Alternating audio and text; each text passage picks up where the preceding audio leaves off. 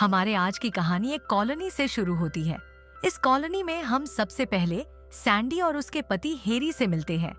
Harry जब भी Sandy से प्यार करने की कोशिश करता तो सैंडी काम का बहाना बनाकर उसे रोक देती थी। सैंडी को सुबह सुबह काफी काम होता था। उसे हर रोज अपने पति और अपनी इकलौती बेटी के लिए नाश्ता भी तैयार करना पड़ता था। वो हर रोज सबसे पहले अपनी बेटी का नाश्ता तैयार करती थी, लेकिन आपको जानकर हैरानी होगी कि सैंडी ने अपनी बेटी को एक कमरे में कैद कर रखा था। सैंडी की बेटी ईवा बेहद खूबसूरत लड़की थी और उसे बार में नाचने का बहुत शौक था। उसकी यही आदत सैंडी को अच्छी नहीं लगती और इसी के कारण उसने ईवा को कमरे में कैद कर दिया था।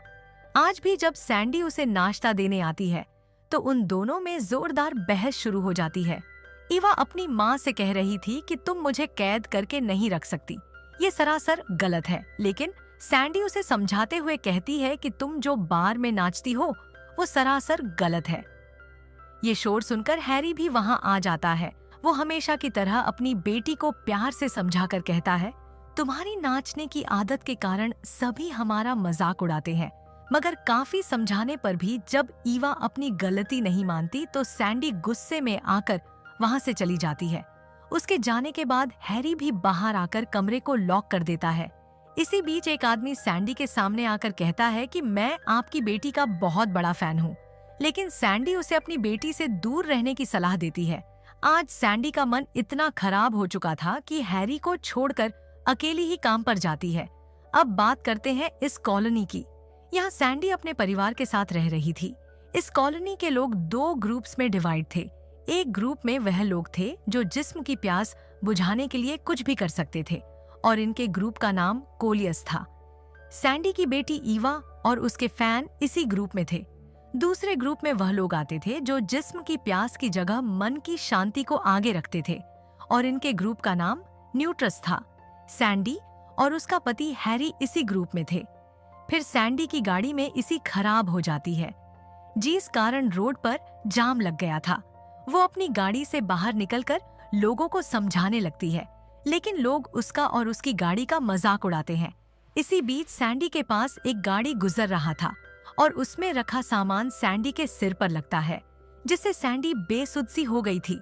इस चोट से सैंडी के दिमाग पर गहरा असर पड़ता है और वो जैसे ही खुद को संभालना चाहते हैं तो टोट वाला आदमी उसके पास आकर कहता है, माफ करना, मेरा नाम व्यय है। इसके बाद वो जैसे ही सैंडी को गाड़ी में बैठता है, सैंडी उससे कहती है, मेरा पूरा शरीर तप रहा है। ये सुनकर उससे कहता है कि चोट के कारण तुम्हारे जिस्म की भूख जाग चुकी है। उसके बाद सुनकर सैंडी को बहुत अजीब लगता है। अब उसे अपना कार्ड देकर कहता है, तुम्हें जब भी मेरी जरूरत पड़े तो मुझे याद कर लेना। इसके बाद उसकी असिस्टेंट मुली सैंडी की गाड़ी ठीक करके वहां से चले जाते हैं। दरअसल इस चोट के कारण सच में सैंडी की जिस्मानी भूख जाग चुकी थी और उसका दिल बार बार अपने पति हैरी को याद करता है। सैंडी काम पर पहुंच जाती है। ये स्टोर सैंडी की सास जीन का था। हैरी और सैंडी इसी स्टोर में काम करते थे। जीन न्यूट्रिस ग्रुप की लीडर थी और वो लोगों को समझाती थी कि जिस्म की भूख की जगह मन की शांति जरूरी होती है। वो लोगों को बार बार समझाती थी कि हमें गंदे काम छोड़कर अपने मन को साफ रखना चाहिए। थोड़ी ही देर बाद हैरी भी स्टोर में पहुंच गया था और वो आते ही अपने काम पर लग जाता है। वैसे छोटी से सैंडी काफी बदल गई थी और हैरी ने भी उसके इरादे समझ लिए थे। वह दोनों बहाना बनाकर अपने घर की तरफ जाने लगते हैं ताकि वहां जाकर वो ढेर सारा प्यार कर सके। कुछ देर बाद जैसे ही रात होती है तो सैंडी चोरी छुपे अपने घर से निकलती है। सिर पर लगी चोट के कारण उसके जिस्म की भूख इतनी बढ़ गई थी कि वो उसे शांत करने के लिए किसी भी हद तक जा सकती थी। वो सीधा एक गैरेज में आ गई थी और फिर उससे डर कर कहती है, मुझे तुम्हारी मदद चाहिए। उसे डरी देखकर कहता है, तुम्हें घबराने की जरूरत नहीं है। जैसी चोट तुम्हारे सिर पर लगी है, गैराज में मौजूद सभी को ऐसी ही छोटे लगने के बाद हमारे जिस्म की भूख बढ़ गई है। हालांकि सुनने में तुम्हें यकीन नहीं होगा, लेकिन हमारे कॉलोनी में जिसके सिर पर भी चोट लगती है उसका जिस्म भूखा हो जाता है। इसके बाद सैंडी को और भी कई लोगों से मिलवाता है जिनके सिर पर चोट लगी थी और वो सभी उसके गैराज में थे। कुछ लोगों की सच्चाई जानकर सैंडी बहुत हैरान होती है क्योंकि वो उन्हें बहुत शरीफ समझती थी। फिर एक दिन ईवा कमरे में आराम कर रही थी और तभी उसके पास सैंडी आकर कहती है, आज से तुम आजाद हो ईवा, तुम जैसी चाहो वैसी जिंदगी जी सकती हो। उसकी बात सुनकर ईवा खुशी के मारे नाचने लगती है और फिर वो दोनों एक दूसरे को बताने लगती है कि कैसे उनके सिर पर चोट लगी थी।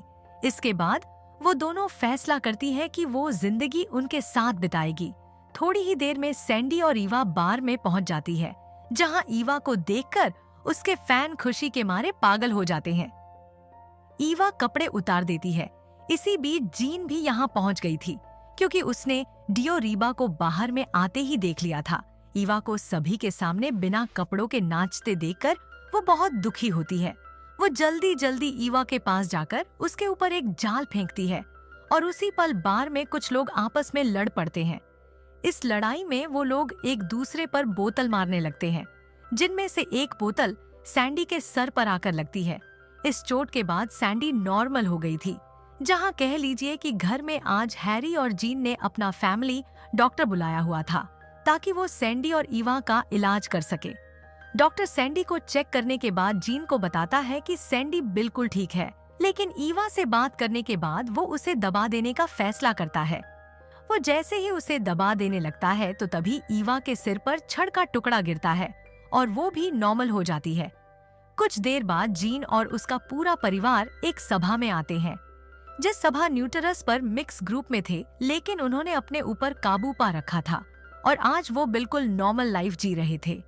आज ये सभा में ईवा भी अपनी मर्जी से आई थी, जिसके कारण जीन बहुत खुश थी। ईवा सभा में मौजूद लोगों को अपना नाम बताकर कहती है, आज के बाद मैं सिर्फ और सिर्फ मन की शांति पाने की कोशिश करूंगी। उसकी ये बात सुनकर सभी लोग खुश होते हैं और उसी दौरान अपने साथियों के साथ सभा में पहुंच जाता है। सभा में आते ही वो न्यूट्रॉस ग्रुप के लोगों के साथ छेड़छाड़ करता है, जिससे उनके जिस्म की भूख जाग जाती है।